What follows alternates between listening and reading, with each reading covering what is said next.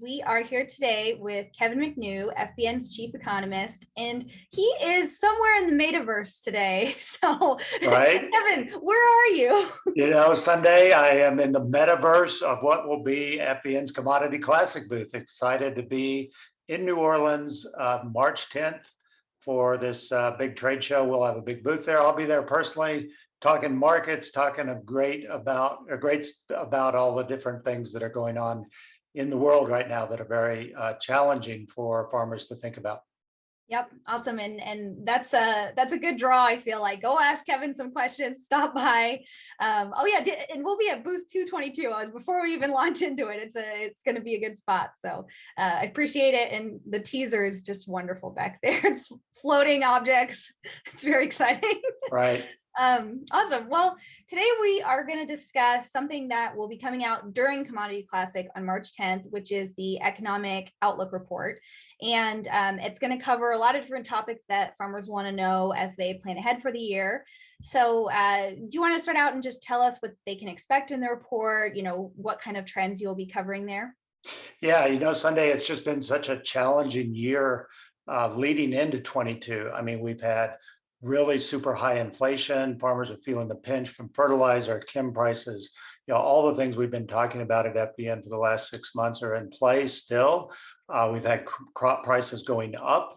Drought is kind of a lingering story that's been in the headlines for the last couple of years. And now, unfortunately, we have this world crisis around war in Eastern Europe with Russia and Ukraine.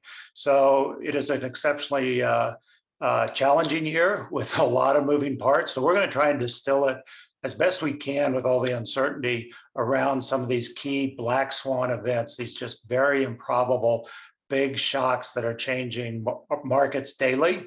And we'll try and frame it how important it is for farmers.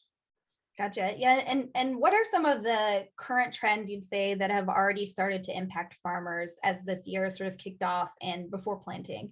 Yeah, I'd say 6 months ago, farmers started to see and feel some of the pinch of supply chain issues, some of the constraints around fertilizer and chem, and we're still in the throes of that today. So chem prices are still high. Fertilizer prices dipped down a little bit in December, January, but rising again.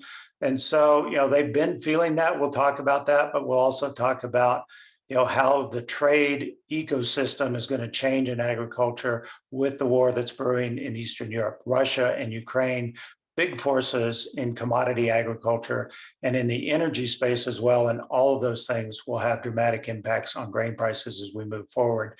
I think the take-home message is that we're in an inflationary environment, and I don't see any end in sight, and the war only accentuates what we've been talking about for the last 6 months. Yeah. Yeah, that's very heavy, and I'm sure you'll cover a lot of that in the report. So I appreciate it.